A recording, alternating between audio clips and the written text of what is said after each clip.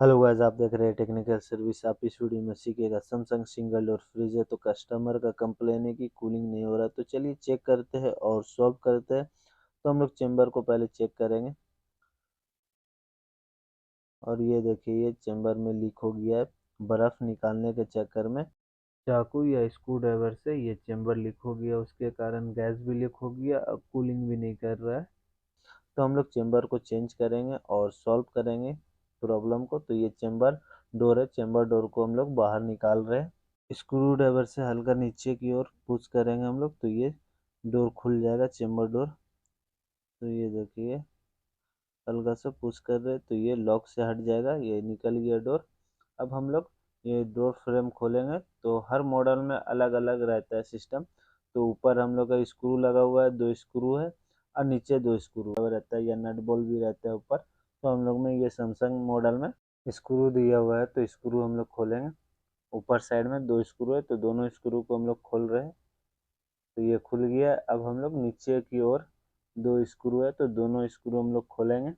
ये देखिए ये साइड में एक एक ये 2 स्क्रू है तो दोनों स्क्रू को हम लोग खोलेंगे। उसके बाद ये चेंबर को बाहर निकालेंगे।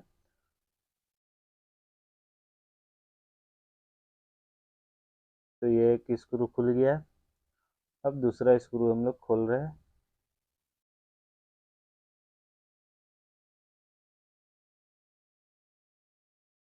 और ये फ्रेम को हम लोग बाहर निकालेंगे,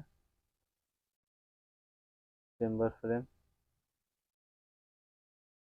तो इसमें हम लोग का थर्मोस्टेट का वायरिंग दिया हुआ है तो दोनों वायरिंग को हम लोग खोलेंगे।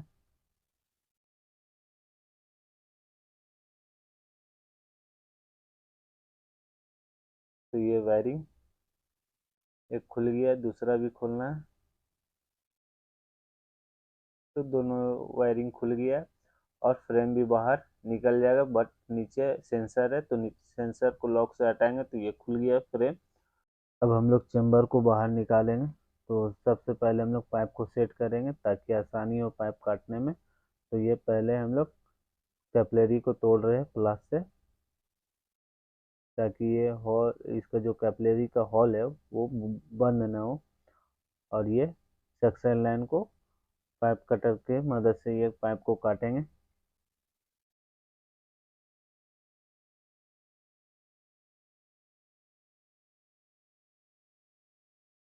तो ये पाइप कट गया है और चेंबर को भी बाहर निकाल लिया हम लोग। और ये देखिए कैपिलरी का जो हॉल है वो हम लोग अच्छा तरीक़ा से तोड़ के हॉल को क्लियर रखेंगे ताकि ये चौक ना हो। ये देखिए हॉल दिख रही है, हॉल की है परफेक्ट। अब हम लोग चेंबर को, नया चेंबर है ओरिजिनल सैमसंग का, तो हम लोग चेंबर को निकाल के फिट करेंगे। तो चेंबर बाहर निकल गया है। तो इसको फ्रीजर बॉक्स भी बोल सकते हैं, एवेपोरेटर भी बोल सकते हैं, और कूलिंग चेंबर भी बोल सकते हैं। तो हम लोग पाइप को पहले सेट कर रहे हैं ताकि ये पिंच ना हो जाए पाइप। अधिकतर क्या होता है चेंबर चेंज करने में ये पिंच पाइप हो जाता है, तो इसको पहले हम लोग सेट कर लेंगे ताकि आसान से ये वेल्डिंग हो जाए आसानी तरीक़ा से। तो हम लोग पाइप को पहले सेट कर दिए गोल घुमा के। अब हम लोग इसमें अब वेल्डिंग करेंगे। तो सक्शन लाइन को पहले हम लोग वेल्डिंग करेंगे।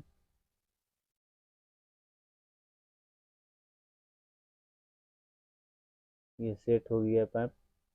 और ये देखिए ये एलपीजी के अंदर से रखा हुआ है ताकि ये हीट होके ये बॉडी को गले नहीं, इसलिए अंदर में रख के हम लोग ये वेल्डिंग कर रहे हैं।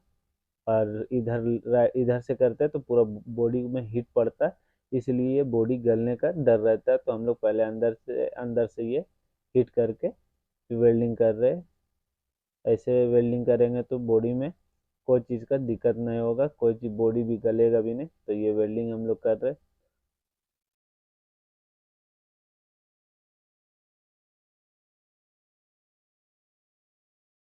तो परफेक्ट वेल्डिंग किया जाता है। तो ये वेल्डिंग हो गया परफेक्ट, और बॉडी भी नहीं गला, कोई चीज़ का नुकसान भी नहीं हुआ। अब हम लोग कैपिलरी को वेल्डिंग करेंगे। इसको हम लोग अंदर तक ले गए कैपिलरी ट्यूब को। फिर उसी तरह हम लोग एलपीजी कैन को रखेंगे और इसको वेल्डिंग करेंगे और बॉडी भी निकालेगा और आसान से ये वेल्डिंग हो जाएगा। अब बहुत जन क्या करते हैं कि गार्ड लगाते हैं या ये करते हैं, उसका हीटिंग से ये बॉडी गलता है, तो ऐसे कभी बॉडी नहीं गलेगा फ्रिज का। तो वेल्डिंग हो गया है।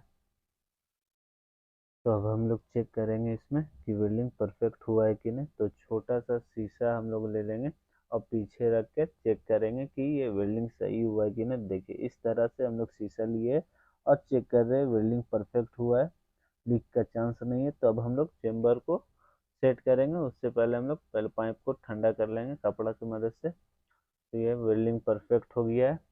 अब हम लोग चेम्बर को हल्का हल्का हाथ से पुश करके पाइप को सेट करेंगे।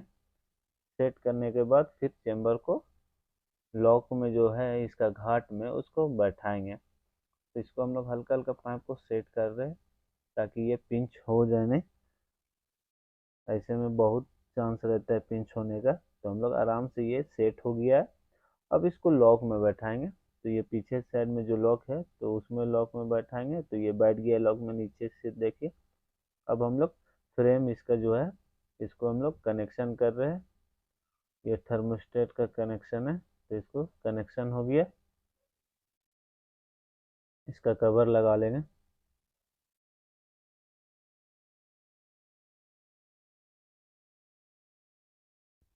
तो ये कवर लग गया।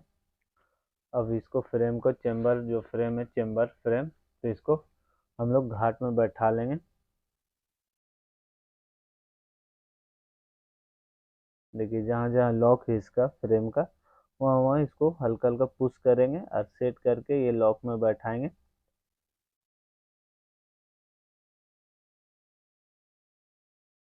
तो ये देखिए हल्का हल्का पुश दाब रहे, तो ये लॉक में बैठ रहा है।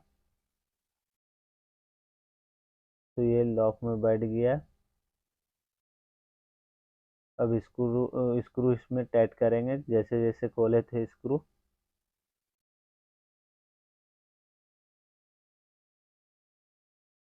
ऊपर दो स्क्रू खोले थे, दोनों स्क्रू को हम लोग टाइट कर दिए। अब हम लोग नीचे नीचे में दो स्क्रू खोले थे, नीचे में भी दो स्क्रू हम लोग टाइट कर देंगे।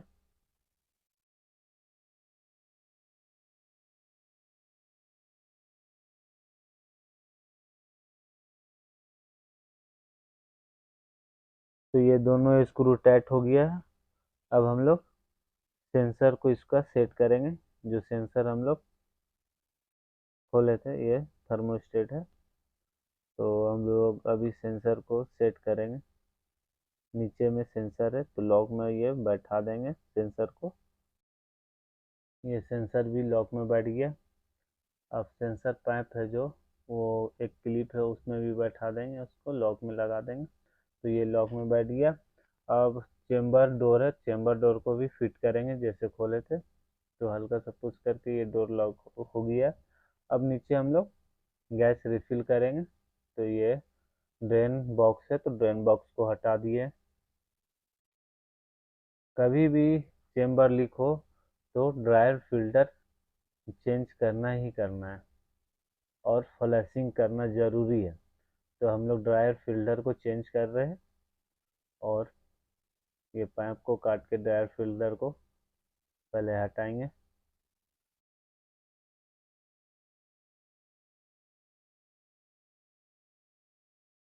तो ये फिल्टर निकल गया बाहर। अब हम लोग फ्रिज को ऑन करके ये फ्लशिंग कर लेंगे। जितना भी अंदर का कचरा है कंडेंसर का वो बाहर निकल जाएगा। अब पानी भी है जो खींचा है वो भी निकल जाएगा बाहर। तो हम लोग फ्लशिंग अच्छा से कर रहे हैं। देखिए अंदर ये परफेक्ट फ्लशिंग हो गया। अब हम लोग फ्रिज को ऑफ कर देंगे और फिल्टर को चेंज करेंगे। तो ये फिल्टर नया फिल्टर है, तो फिल्टर को हम लोग चेंज कर रहे हैं। कभी भी या चेम्बर लीक हो या गैस चौक हो गया या गैस लीक हो गया तो फिल्टर ड्राई फिल्टर चेंज करना ही करना है।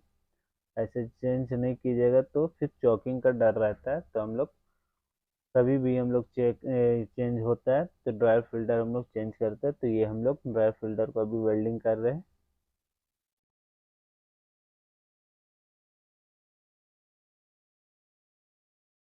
तो ये डिस्चार्ज लाइन वाला जो है वो वेल्डिंग हो गया है।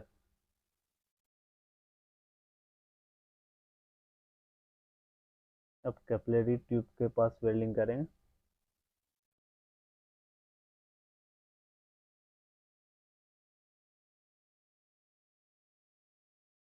तो ये वेल्डिंग हो गया है। अब ये सेल्फ वैक्यूम का नीचे जो पाइप है दिया हुआ है उसको भी वेल्डिंग करेंगे, ताकि हम लोग अभी फ्लशिंग करेंगे सक्शन लाइन को। नीचे भी ये वेल्डिंग कर देंगे। फिर फ्लश करने के बाद ये फिर पाइप काट काट के फिर सेल्फ वैक्यूम करेंगे। पहले अभी हम लोग इसको वेल्डिंग कर लेते हैं, ताकि अंदर एयर नहीं जाए। तो ये वेल्डिंग हो गया। अब हम लोग मशीन को ऑन कर लेते हैं। ऑन करने के बाद फिर अभी सक्शन लाइन से फ्लशिंग करेंगे, ताकि अंदर पूरा चेम्बर हो और कंडेंसर का दोनों फ्लशिंग करके हम लोग गैस रिफिल करेंगे। तो दोनों को फ्लश हम लोग कर दिए अच्छा तरीक़ा से। दोनों में कोई भी कचरा या पानी नहीं निकला है, तो अच्छा परफेक्ट से ये हम लोग फ्लशिंग कर दिए।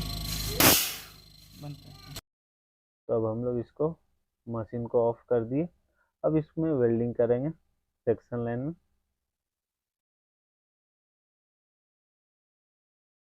तो इसको प्लास से हल्का सा पाइप को दबा दिए ताकि वेल्डिंग परफेक्ट हो। अब गार्ड की मदद से इसको वेल्डिंग करेंगे।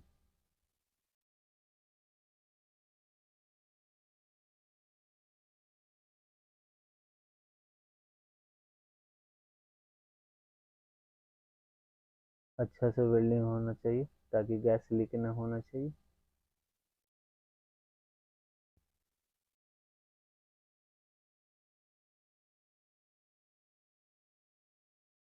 तो ये वेल्डिंग हो गया परफेक्ट। अब देखिए सेल्फ वैक्यूम वाला पाइप को काटेंगे और मशीन को ऑन करके इसको वेल्डिंग करेंगे। तो ये ऑन कंडीशन में वेल्डिंग कर रहे, जितना भी अंदर का मॉइस्चर बाहर निकाल दिया ये। तो ये वेल्डिंग हो गई है परफेक्ट। अब इसमें गैस रिफिल करेंगे हम लोग। तो इसमें 600 गैस रिफिल हो रहा है और इसका बैक प्रेशर होता है 0.1 बैक प्रेशर रहता है। और ये देखिए अभी गैस डाल रहा है, डिस्चार्ज लाइन भी गर्म हो जा रहा है। तो यानी ये कूलिंग कर रहा है और साइड साइड में भी पूरा हीट हो गया है, यानी ये कूलिंग कर रहा है। आपको वीडियो अच्छी लगी तो चैनल को सब्सक्राइब कीजिए, बेल आइकन टिपिए और ज़्यादा से ज़्यादा वीडियो को शेयर कीजिए। और ये डिस्चार्ज लाइन भी पूरा हीटिंग अपना